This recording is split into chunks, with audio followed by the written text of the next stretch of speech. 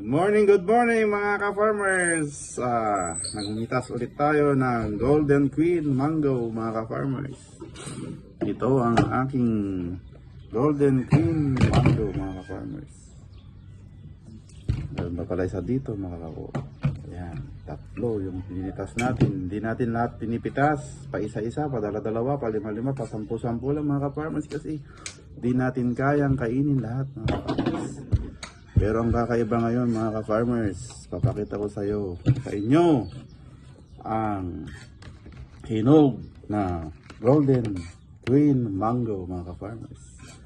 Ito mga ka-farmers, nahiwa na mga ka-farmers dahil magbre-breakfast na ako mga ka-farmers, kaya nagpahanda ako ngayon ng hinog na Queen Mango mga ka-farmers. Yan, ating tikman mga ka-farmers.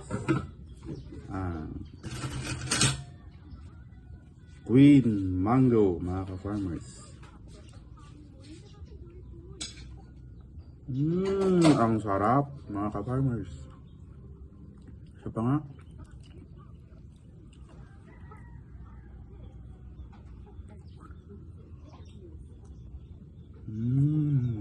Ang sarap-sarap mga ka-farmers.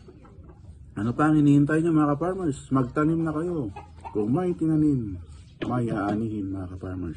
Hanggang sa muli mga ka-farmers. Isang umaga.